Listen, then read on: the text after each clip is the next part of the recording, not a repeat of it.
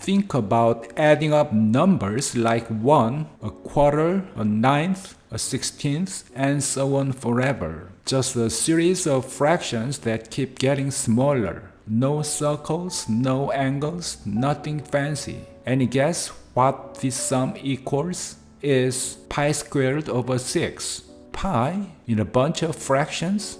Today, we are exploring the Basel problem to see why this famous mathematical constant shows up in such an unexpected place. It's pretty fascinating. In the 1900s, mathematicians were really interested in infinite sums. One big question was about the sum of reciprocals of squares.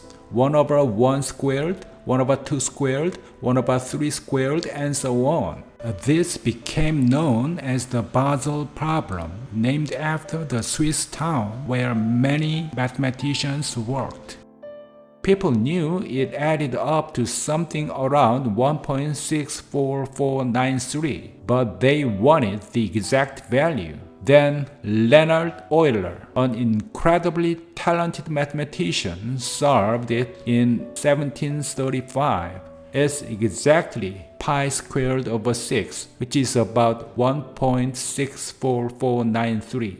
But why would pi be involved? There's no circle anywhere in this problem. Here is the interesting part. Euler looked at the sine function, not because it relates to circles, but because it has a pattern of zeros. Sine equals 0 at 0, pi, 2 pi, 3 pi, and so on. He represented sine as an infinite polynomial, with each zero, like pi, 2 pi, becoming a factor in the equation. 1 minus x over pi, 1 minus x over 2 pi, and so on. When you multiply these together, you get the sine function. The clever part, when you expand that product and compare it with the standard sine formula, the sum of 1 over n squared appears connected to pi squared. It's as if pi is hidden within these wave functions. For a modern perspective, imagine a function from minus pi to pi that repeats forever. We can construct it using sine waves that add up perfectly, what mathematicians call a Fourier series. When you work through the equations, pi emerges again because these waves naturally operate on a pi-sized scale.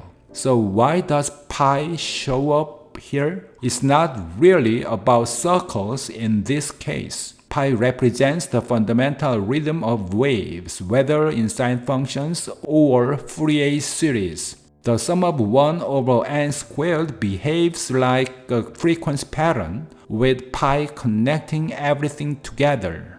Pi is truly a universal constant that appears whenever math involves patterns, waves, or symmetry.